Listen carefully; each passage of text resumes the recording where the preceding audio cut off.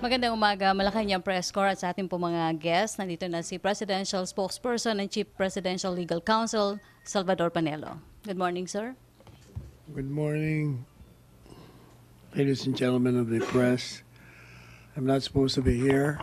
I canceled my joining the president because I'm supposed to be sick. My voice shows it. I got clogged nose, sore throat, I have slight fever. But obviously, I miss you dearly, so I'm here. And we have guests. So, nasa may listahan ng mga guests natin? Second week pa lang, nagkakasakit ka na.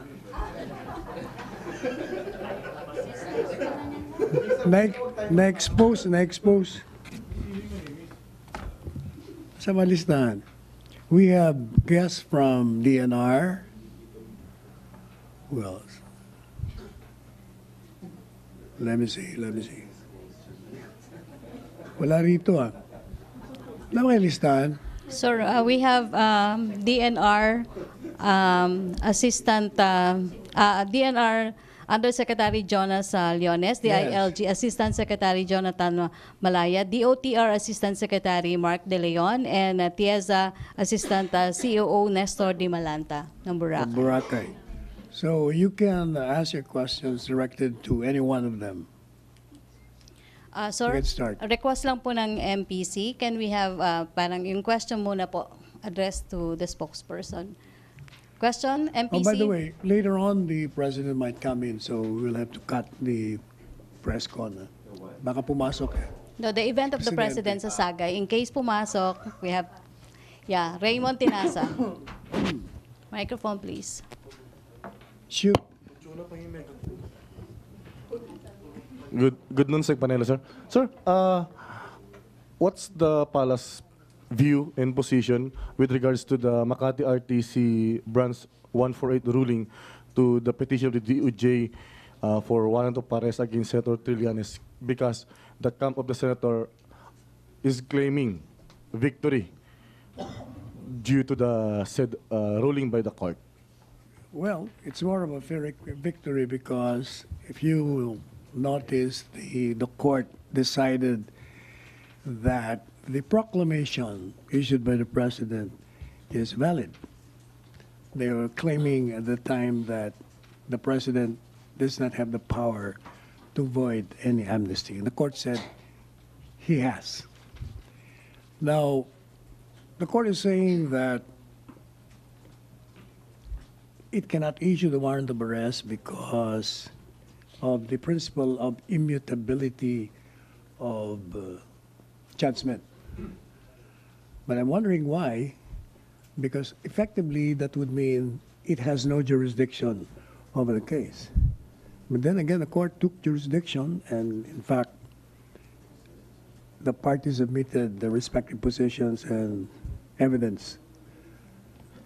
Because if it has no jurisdiction, then the court should have dismissed outright the motion filed by the court and say that it has no jurisdiction. Now, I have gone over the decision. There are procedural matters decided by the court which, to my mind, are erroneous. How it accepted evidence despite the fact that they were all secondary evidence.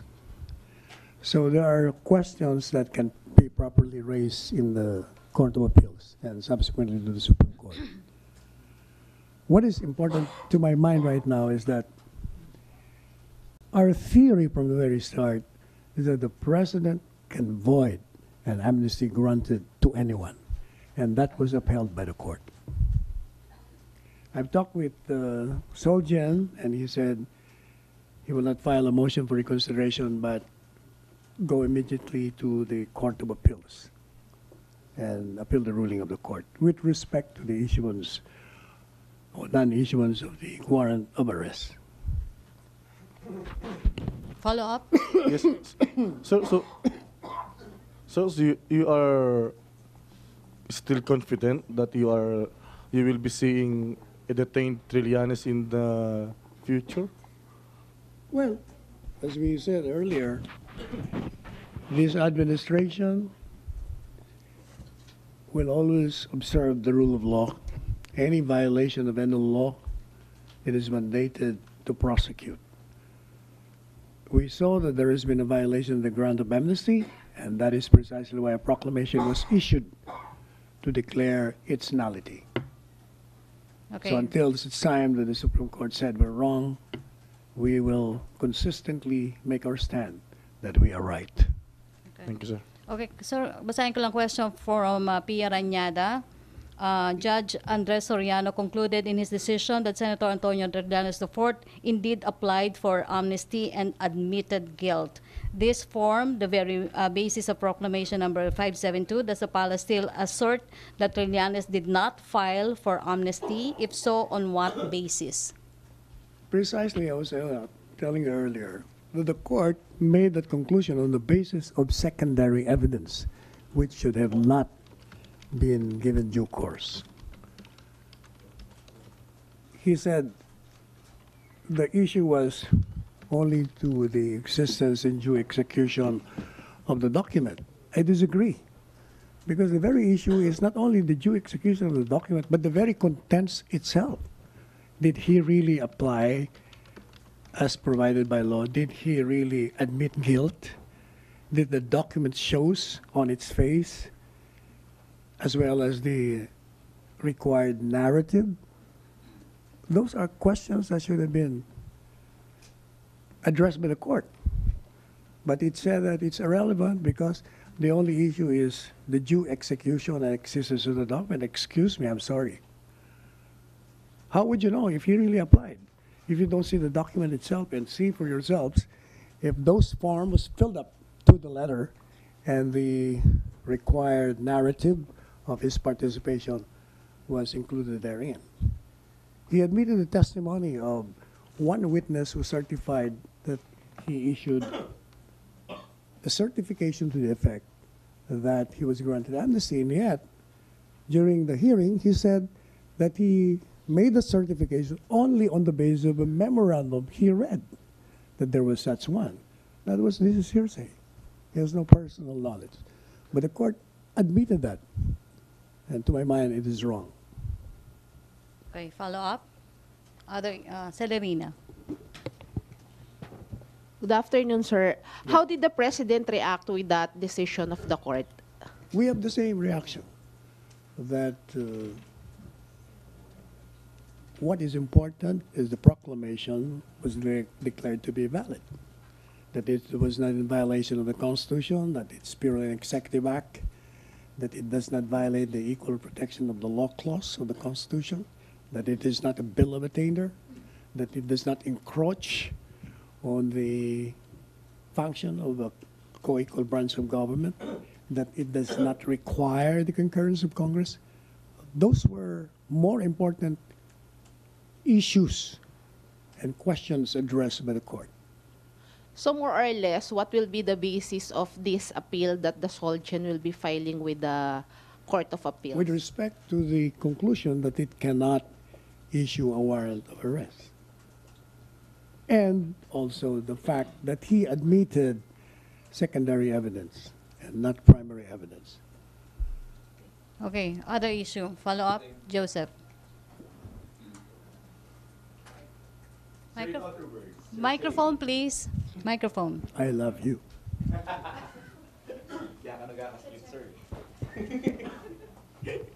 Sir, in other words, you're Naawa saying, lang ako sa iyo eh. sir, in other words, you're Yeah. saying, yung position nyo from the very start, where is the document? Yun, no? And the court has not seen that, 148 has not seen that, so therefore, there's no application. That's your point, no? Yes, Okay, so how soon will you go file at the CA, sir? very soon, because they're preparing already the petition in the Court of Appeals. To be Sir, filed in the Court of Appeals. sir, louder, please, sorry. The Soldian is already preparing the petition to be filed. Okay, so right now we have two different interpretations, appreciation of evidence, 148 and 150.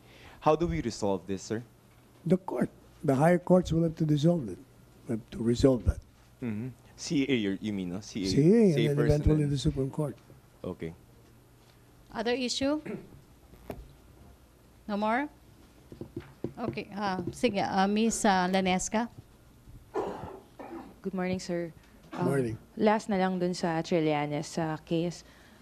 What makes this appeal worth it, considering that the amnesty has also been granted to other mutineers and other soldiers in the past, kahit yung mga nagkudeta during the presidency of Corazon Aquino? What makes this case of Senator Trillanes worth it of an appeal? Kasi, sir, it appears that the administration is prepared to go all the way to the Supreme Court to get a favorable ruling.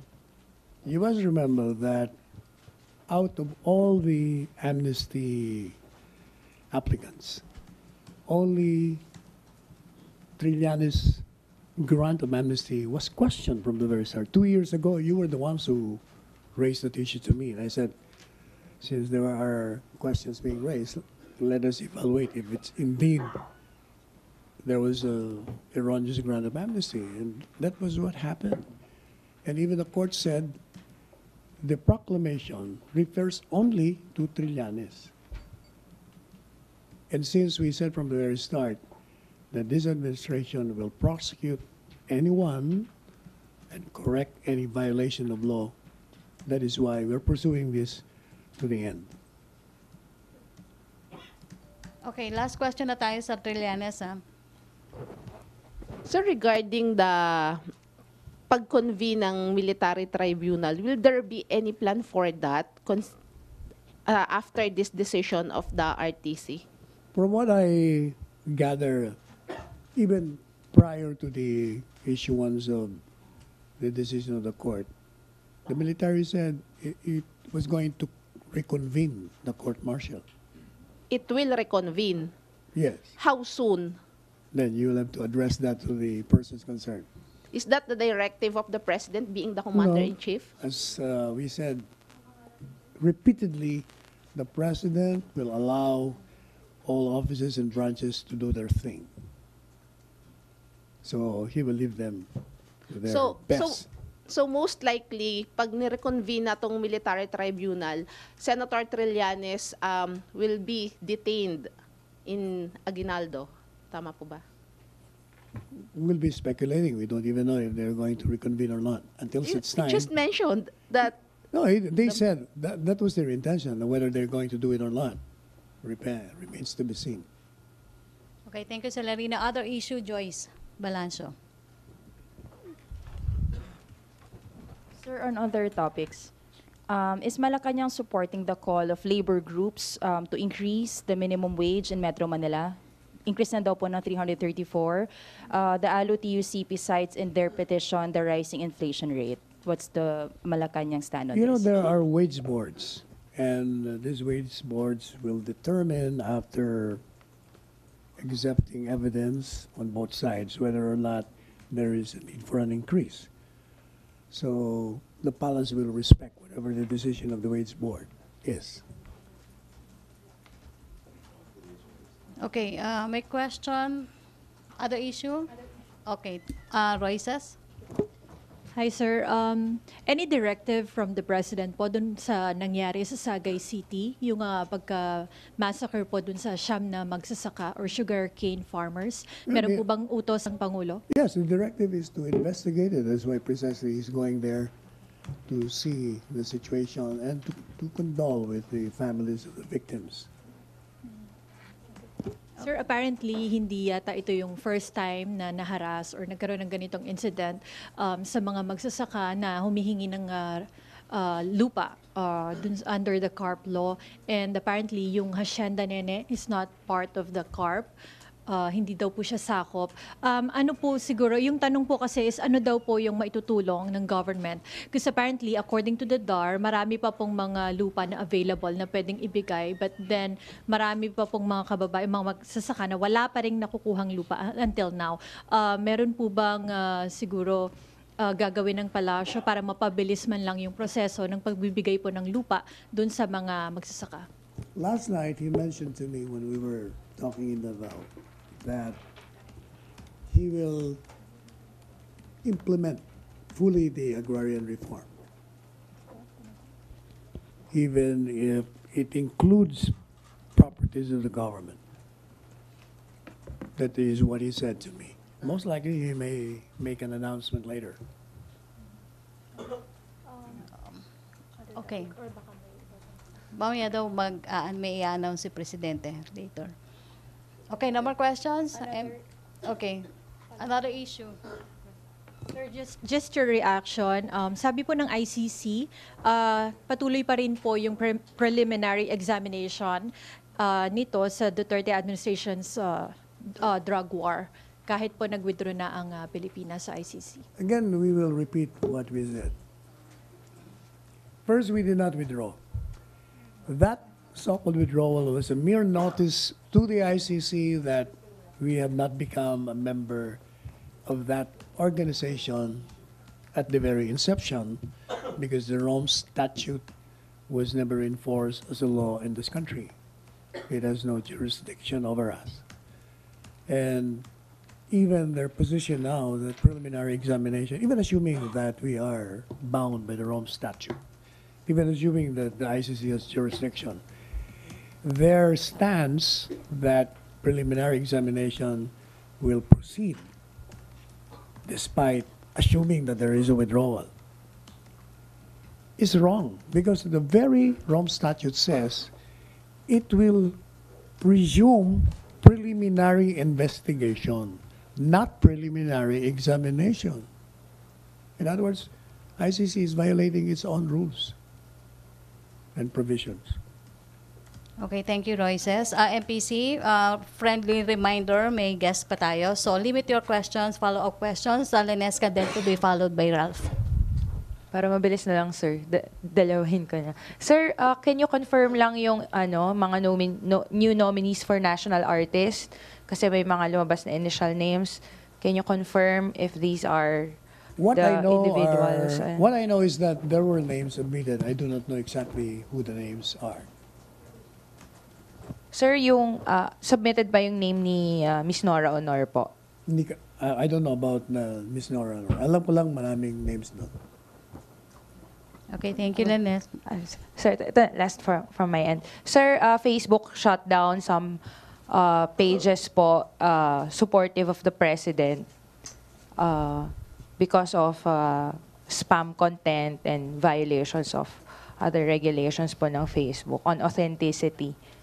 So, do you think this reflects on the kind of supporters that the president have? Not necessarily. Facebook must have its own rules and regulations. If they're implementing that, then that's their own rule. Now, if the concern is there will be no more avenues, there are so many avenues. We have Twitters, Instagrams, and many others where the advocates can express themselves in support of this administration. Okay, thank you. Last question for spokes.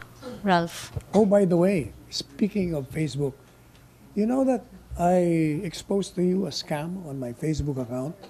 2 days ago, again, there is a mayor from Cagayan who was complaining that another one was communicating with this mayor, and as if I was the one communicating with him, that he was included in the drug list, and so therefore he has to give some money so that his name would be removed. And yesterday, it was the exchange was relayed to me, and it says, I'm opening an account, and the name is Kim Arrogante in Cebu Branch BDO, and please deposit the 100,000. But at least this time, because the last two victims didn't have the common sense to call me, this time this mayor said he doubted it because in the first place, he said, I don't think Tanelo will be speaking in Filipino in communicating with the mayor. Second, he said, that's not his style. So I did not deposit. But just the same, I called the NBI director and gave him the facts. And so they're on it now. Okay. So let me forewarn again the public. Please, all your friends who have Facebook accounts, before you even consider communicating with anybody who pretends to be that Facebook owner, you call them, Last, call us. Ralph. Sir, will the Pala support Speaker Arroyo's proposal to pull the Philippines out of the Interparliamentary Union po? Well, from the very start, our position is no international human rights organization has jurisdiction over us. They've been giving conclusions even prior to the investigations, and they've been besmirching this country. So that is precisely why we do not want them to be doing that. And I support the call of Speaker Arroyo. You know, the Inter-Parliamentary Union, they came here and investigated De Lima, and I think Senator Trillanes. And then they made a finding that it seems to them that there was a violation of human rights, that no due process was given to them. And yet, in effect, they're saying that our judicial system is not functioning. In effect, they're saying that the court that has acquired jurisdiction over De Lima was wrong in determining probable cause. And there is an ongoing trial, and then they're saying already that no, they were not given fair trial. They've been giving prejudgments. And to our mind, that's an intrusion, an insult, offensive to the decency of this country, as well as an intrusion to our sovereignty. Sir, this is the Palace stance po, no? Hindi po personal stance. No, that's the Palestine. Thank you, sir. Ever since that's the stand of the president, we've been hearing him making speeches in the same tone. Thank you, sir. Okay, thank you. Thank you, MPC. Sir, punta na tayo sa mga guests natin.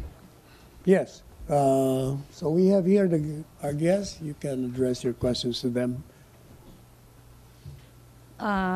Asek, you have any statement, or Yusek, about the opening of Boracay? Secretary Sal, members of the interagency, members of the press, a pleasant good afternoon to everyone. My only statement is that the interagency is already ready to open Boracay by Friday, October 26. Some safeguards have already put in place, and in terms of addressing major environmental problems in Boracay, we are optimistic and confident that these issues were already resolved by the interagency, although we can say that we're not yet 100% complete, but we're going to that direction. And at least we can say that at least we are now 80% restoring the pristine beauty and original situation of Boracay Island. Asek Malaya. Okay. Sir? Good afternoon po, Secretary, and good afternoon, everyone. CHESA, the project of CHESA in Boracay is the expansion of the drainage system, phase 2, and we are on schedule as of today, and we will finish the project by the end of 2019. Okay. Asek. Let me just say that the DILG is pleased to be working very closely with the other members of the Boracay Interagency Task Force, and we conducted an inspection last week during the dry run, and we're happy with the progress that has been done in Boracay. Of course, there's a lot that remains to be done, but given the time that was given to us by the President, I think a lot of improvement has been done, and the Filipino people will see that when the island opens to the rest, to everybody else this coming October 26. Now, in relation to this, we're not only looking at Boracay, we're also looking at other beach destinations in the country. The Secretary, Eduardo Año, issued a memorandum circular for all of our field officials across the country to monitor the compliance of all island resorts and beach tourism destinations with environmental laws, ordinances, and other pertinent laws. Meaning, there has been a lot of reports already that other parts of the country, in particular beach destinations, are also having problems with compliance with local laws and environmental laws. So we directed our field personnel to take a look at the provincial, city, and municipal ordinances relative to environmental conservation, building, construction, and easement regulation. Also, the status of sewage treatment facilities, the status of power and water supply service capacity, and the status of the zoning ordinance and comprehensive land use plan. Meaning, we're not, of course, we're focused on Boracay, but we'll also like to take a look at the other places in the country. And this we would like to do in cooperation also with the other government agencies. Thank you. Okay, Asek De Leon? Yes. Good noon, everyone. Unknown to many, while DNR, DILG, and DPWH is rehabilitating the island, DOTR, in cooperation with LTFRB, will be improving the transportation system of Boracay. And we have a very short audio video of this project. Everyone? Okay.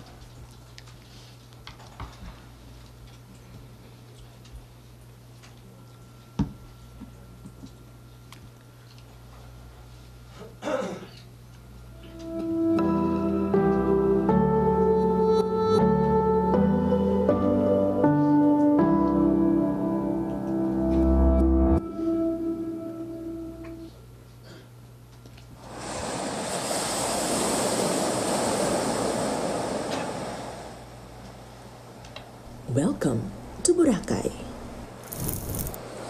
an island straight out of paradise.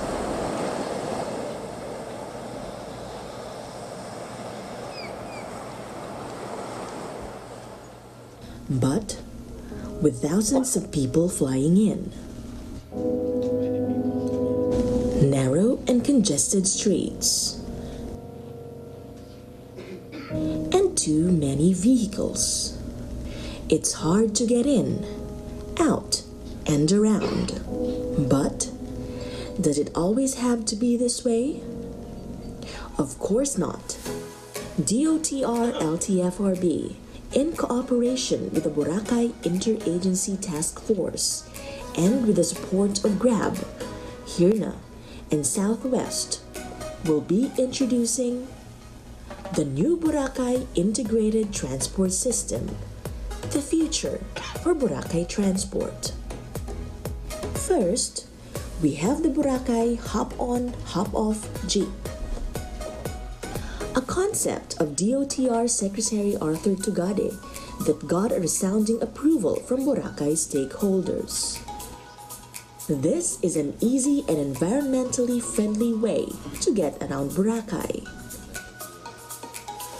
for tourists and locals alike. The system provides daily and weekly passes to tourists and discounted passes to locals and concessionaires. Now, you can arrive in the island and get to any point in Boracay via our many planned stops around the island's circumferential road. For more offbeat destinations, or if you're in a rush, you can flag down or book any of the new e-trikes in the island that are managed by HIRNA. Paying for your rides is easy. Just get a wearable wristband upon arrival or tap card and you're ready to go. This can be loaded as e-wallet and use it to buy food and drinks in the island. No need to bring cash, making it absolutely perfect for swimming. Wait comfortably and learn more about the island in our Boracay-themed sheds and stands. The DOTR will also build at least 20 waiting sheds that have a public transport information system saying what time will you arrive. Get to your destinations faster and save time for the more important things in life, while helping locals earn more, reduce pollution, and decongest traffic in the island. Together, a more sustainable and environmentally friendly transportation will be a reality.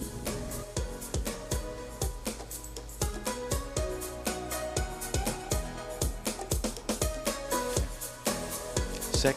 That's the presentation of DOTR and LTFRB.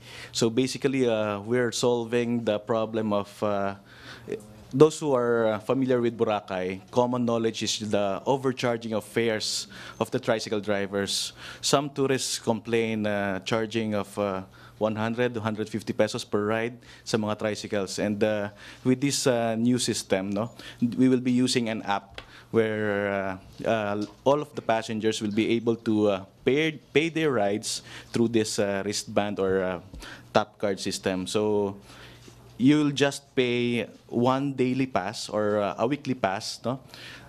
You'll just pay an amount. You can ride all you can. So you don't need to bring in your cash or you don't need to haggle your fare to the drivers. Just tap the card or the wristband. And it will solve a lot of problems. It will solve congestion.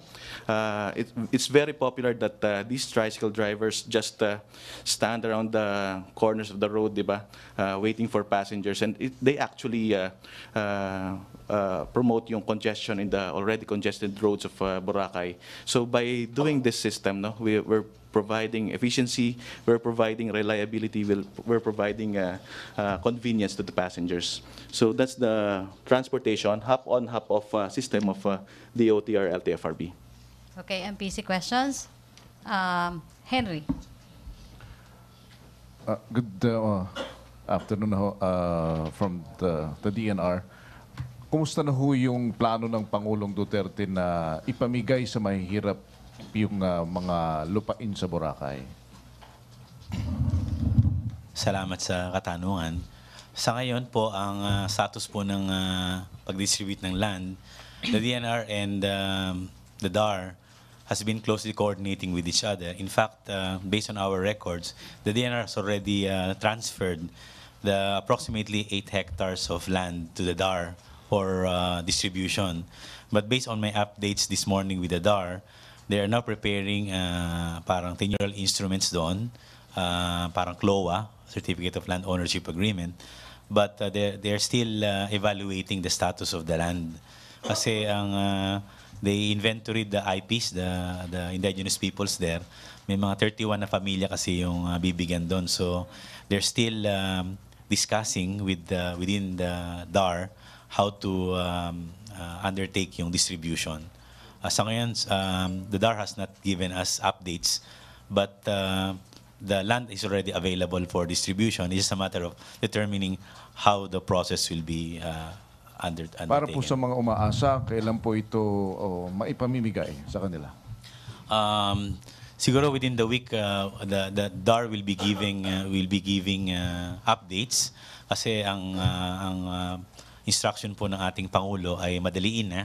In fact, there is a presidential directive received by our office directing us to facilitate and yung distribution ng land. So siguro pinag-uusapan lang para hindi naman magkagulo din. Within the week, there will be developments. Pwede na po ba namin ibalita na bago magpasko ay may pamamahagi ng mga lupain ito? Palagay ko naman masyado nung matagal yung Pasko because during the last cabinet meeting daw, we received a directive that they need to report regular updates to the OP regarding the distribution of these lands.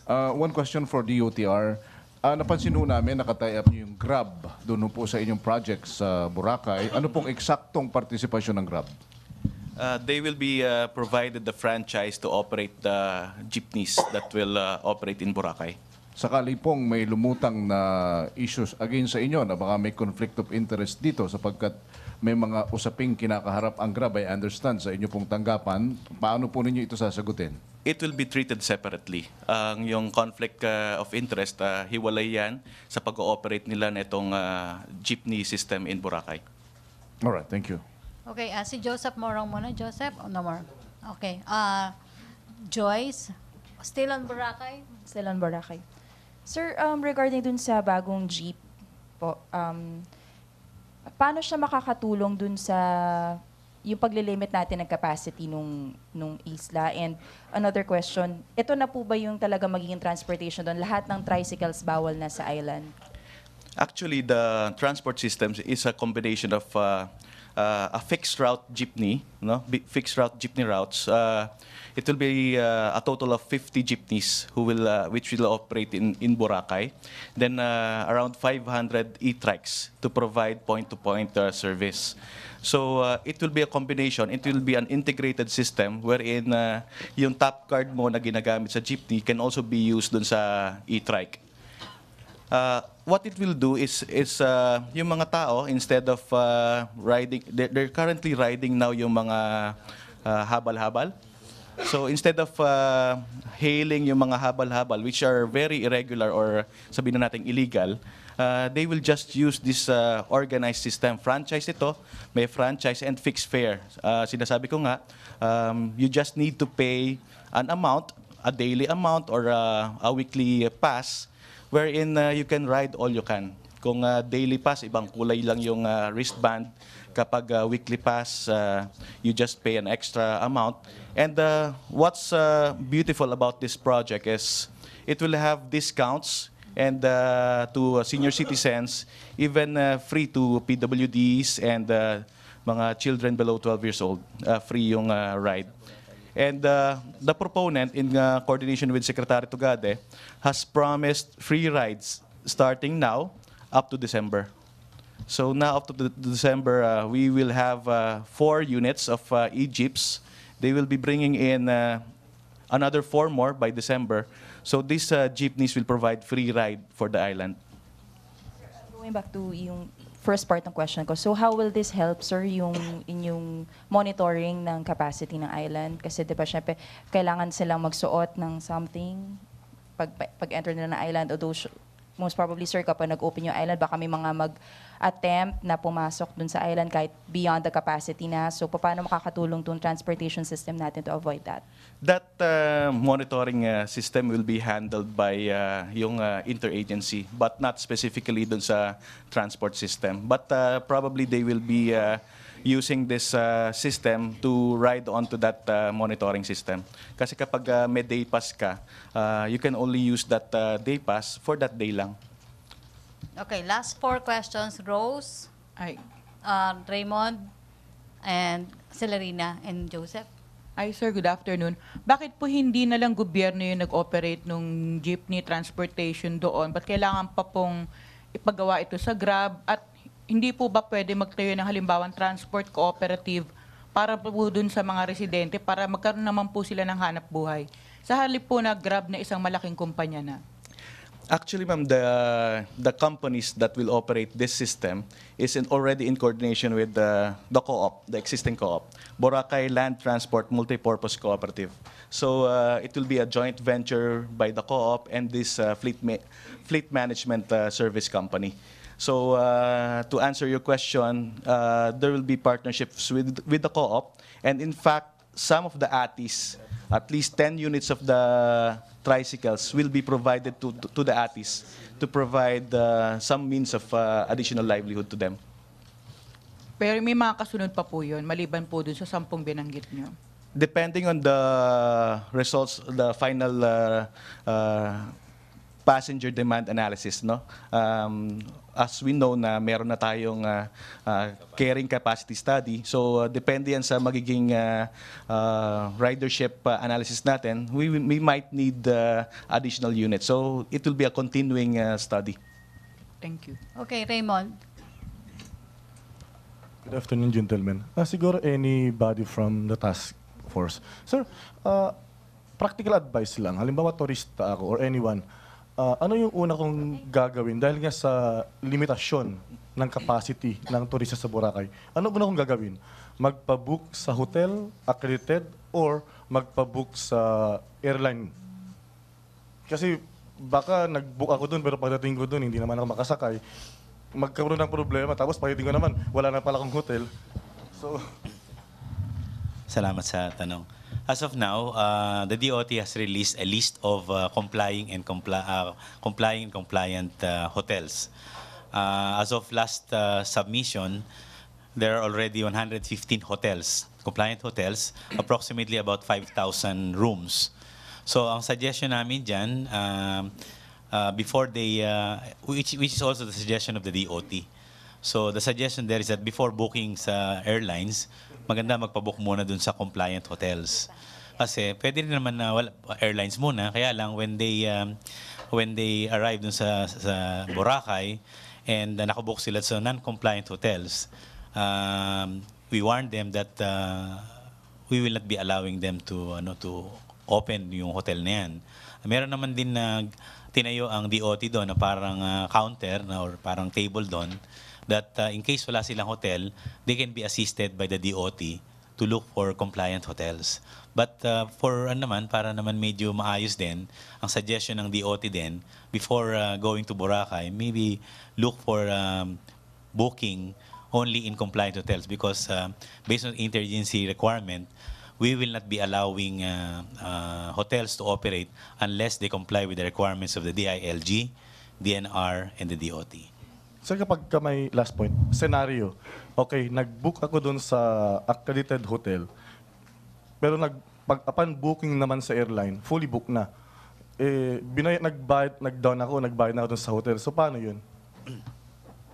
Usually, ang ginagawa natin dyan, it's very critical that malaman din ng publiko yung carrying capacity result. Based on sa carrying capacity result natin, yung monthly arrival ng tourist, may mga peak months lang kasi, February, April, and May. So siguro, ang suggestion natin dyan sa public, they should be at least looking those months na hindi naman, yung mga lean months lang.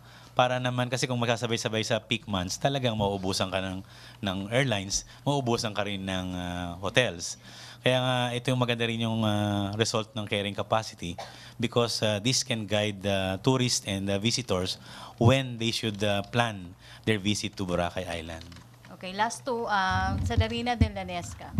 Several questions po. As DOTR, what will happen to those drivers who will be displaced if there are any drivers who would be displaced?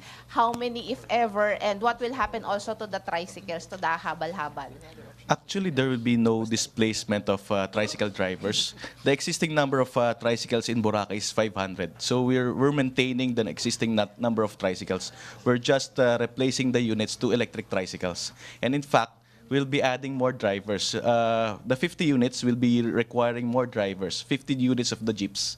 So in fact, there will be additional employment for everybody.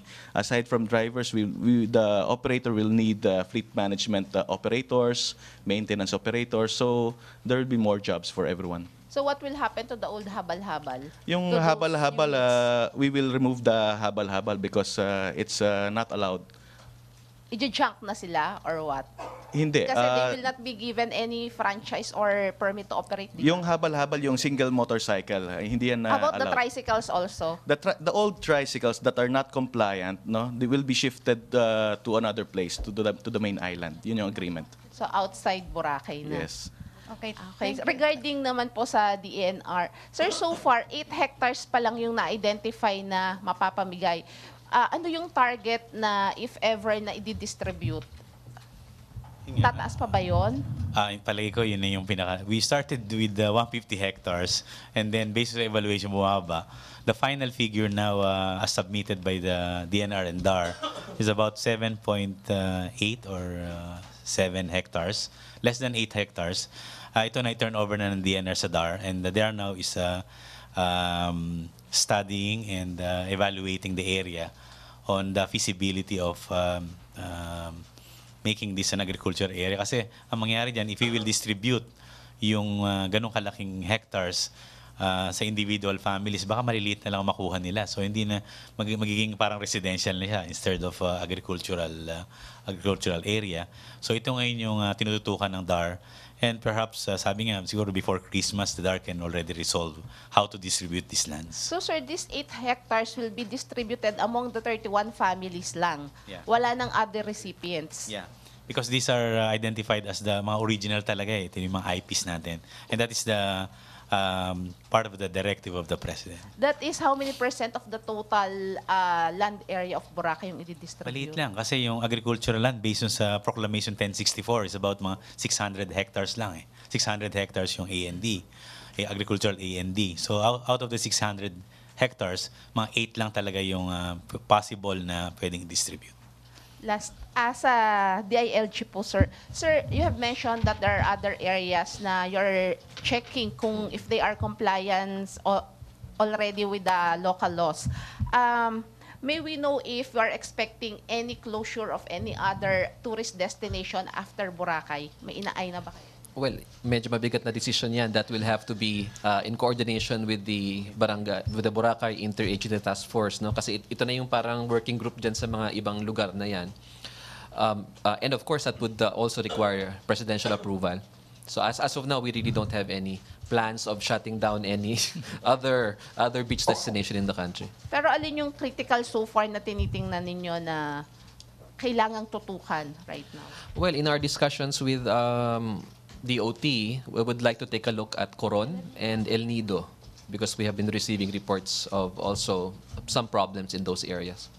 Okay, last question na tayo, Joseph. I'm sorry, Joseph.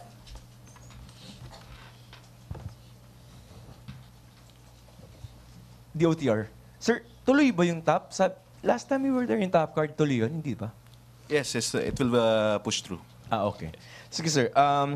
Anybody can answer. Water quality, sir. Can we have the latest test results? Yes, yung ating based sa water quality sampling na ginawa natin sa front beach, ito yung papaliguan sana, we can safely say that they are already within the standard of Class SB of the DNR, meaning it is already safe for swimming. And the figure is? Maybe I can give you Na lang, sir. later. Sa Bulabog part, sir. Sa Bulabog, dun medyo may konting problem pa. Kaya nga, we will not be allowing tourists to doon muna dahil medyo may problema pa yung doon, yung water quality doon. Will not allow what specifically? Because that's a water activity site. Any sports activity or swimming pa muna doon. Doon lang kami na-concentrate sa front beach muna. No, even if you open on the 26th. Front beach lang. bawal pa yan. Front beach and Puka Beach. Okay. Sir, some clarification. Meron yatang PCO, yung pollution control officers na nanghuli ng mga, hindi man nanghuli, o nagpapasa ng sasaway ng mga frisbee players, and the locals didn't like it. Kasi parang, that's discrimination. I mean, the kids have been there for the longest time, and sinasaway siya. Ano talaga yung policy? Ano yung PCO again? Come again? Pollution Control Officer. Yeah. Usually, sa guidelines ng DNR, ang pollution control officers, wala naman silang enforcement at magbawal.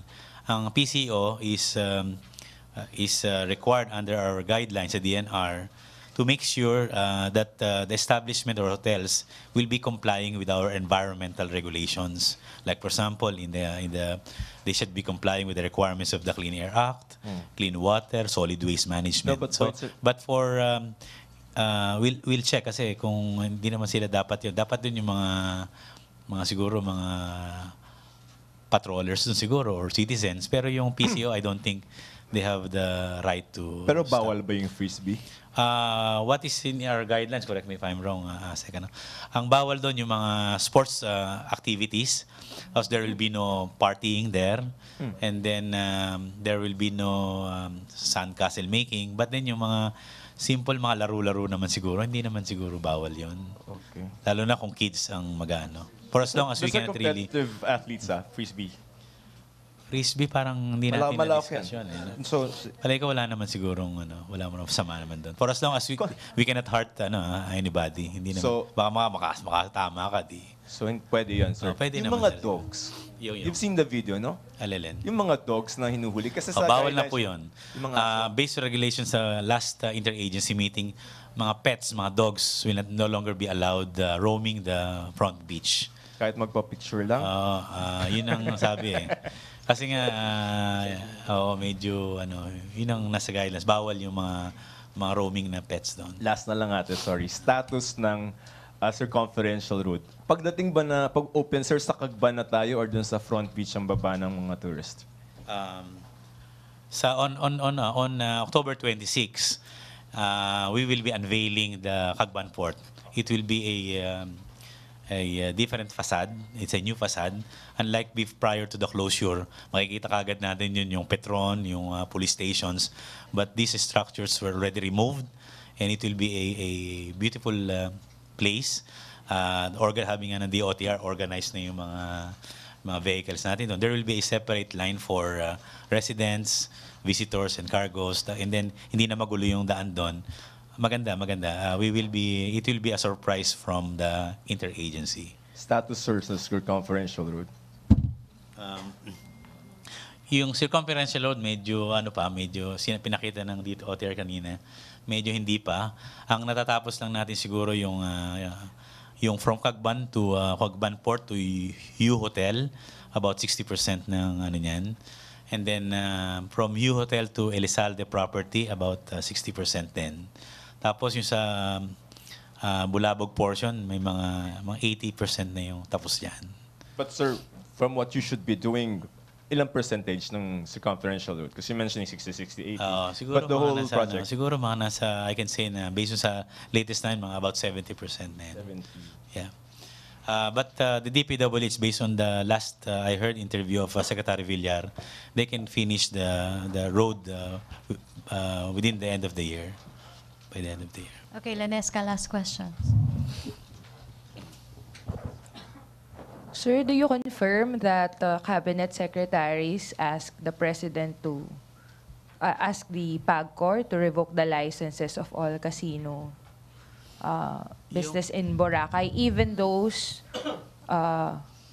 which are already operating prior to the closure?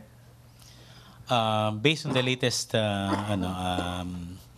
reports, the three secretaries, namely Secretary Simato as chair of the Boracay Interagency Task Force, Secretary Anyo of the DILG, and Secretary Berna of the OT, had already written PAGCOR requesting the cancellation or revocation of the license na i-issue nila. Ang latest update, may mga existing casinos that have already submitted yung certification that they will not operate yung kanilang casino. Pero may mga hinihintay pa rin yung DOT para dun sa submission ng mga ibang existing casinos kung mag-ooperate pa sila. But the stand of the interagency to ban casino is consistent with the pronouncement of the President that there will be no casino in Boracay Island. Okay, thank you, Sir, last na lang, sir. Kasi prior to the closure, it has been reported many times that 36,000 jobs will be affected with the closure of the island for 6 months. So, what happened to these jobs? Are these restored by October 26? How many jobs are there at the moment? Can you provide us update? Ganito kasi yung profile sa Boracay Island based on the carrying capacity result. Yung population sa Boracay should only be 54,000. But based on the study, it exceeded to 70,000 individuals sa Boracay Island. Sumobra na siya. Yung sobra niyan consists of at least 22,000 stay-in workers, 13,000 na residents, about 16,000 ng mga migrant workers. So sinatanong mo sa amin kung may mga workers na displaced. Palagi ko meron ding madi-displaced because most of these workers were employed dun sa mga hotels na not compliant. So, ang magtatrabaho lang talaga siguro, ang tingin namin, yung mga compliant hotels lang. Because those non-compliant hotels will not operate, so they cannot really hire yung mga dati nilang mga tauhan. But ang assurance dyan, if the hotels can comply with the requirements of the three agencies, and then they will have at least authority to rehire these mga workers nila. But for the meantime, kung wala naman silang trabaho doon, wala naman na magagawa doon. Okay, thank you. Thank you, Lanesca. Thank you, sirs. Thank you, Presidential Spokesperson Salvador Panelo. Thank you. Thank you. We will, we're going to let you know if we're going to have a Thursday news briefing. Paano kung bigla akong down? But we will let you know. Okay. The night before. Okay, thank you, Spokesperson Salvador Panelo. Thank you, Malacañang Press Corps. Back to our main studio sa Radyo Pilipinas and People's Television Network. Thank you, sirs.